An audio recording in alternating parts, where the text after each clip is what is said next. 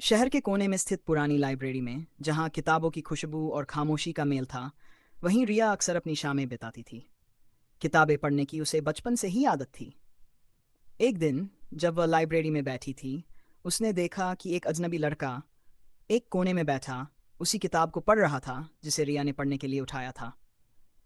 लड़के का नाम आर्यन था। आर्यन की आंखों में एक गहराई थी जो रिया को अनायास ही खींच ले गई। धीरे धीरे उनकी मुलाकातें बढ़ने लगीं। आर्यन की हाजिर जवाबी और गहरी सोच रिया को भाने लगी। दोनों के बीच किताबों के पन्नों से निकलकर बातें दिल तक पहुंचने लगीं। एक दिन आर्यन ने रिया को अपनी खास जगह दिखाने के लिए बुलाया। यह एक पुराना खंडहर था जो शहर के बाहरी इलाके में स्थित था। वहां पर एक पुराना पेड़ और उसकी शाखाओं के नीचे बैठने की जगह थी। यह जगह मेरी सबसे बड़ी रहस्य है, आर्यन ने कहा। यहाँ आकर मुझे सुकून मिलता है। रिया को यह जगह बेहद पसंद आई। उन दोनों ने कई शामें वहीं बिताई। धीरे धीरे रिया आर्यन से मोहब्बत करने लगी। एक दिन उसने अपनी भावनाएं आर्यन के सामने रखीं। आर्यन ने मुस्कुराते हुए कहा, मैं तुम्हारे लिए कुछ महसूस करता हूं, पर मेरे पास ज्यादा समय नहीं है। रिया चौंक गई। क्या मतलब? उसने पूछा। आर्यन ने गहरी सांस ली और कहा, मेरे पास एक बड़ा सच है जो मैं तुमसे छुपा रहा था। लेकिन वह बात कहने से पहले ही चुप हो गया।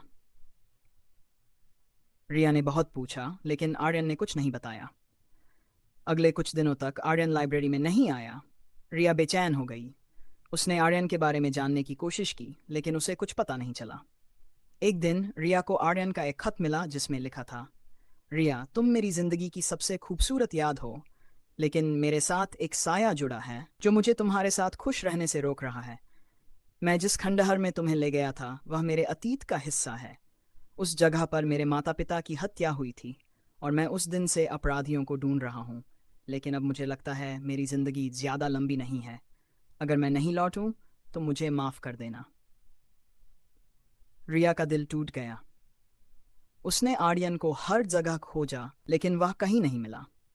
खंडहर जाकर उसे बस वही पुराना पेड़ और उसकी शाखाएं मिलीं। एक साल बाद रिया उसी लाइब्रेरी में बैठी थी जब अचानक उसे वही गहरी आंखें दिखीं। वह आर्यन था। वह थका हुआ और कमजोर लग रहा था। रिया ने आंसू भरी आंखों से उसे देखा। आर्यन ने धीरे से कहा, मैंने अपने माता पिता के कातिलों को ढूंढ लिया और उन्हें सजा दिला दी, लेकिन इस सफर में मैंने अपना सब कुछ खो दिया।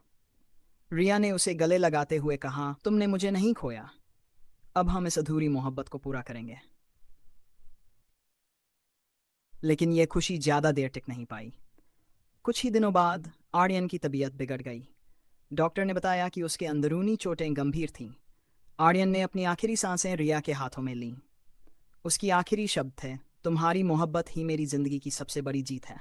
रिया अब भी उस खंडहर में जाती है जहां उनकी मोहब्बत की यादें बसी हैं।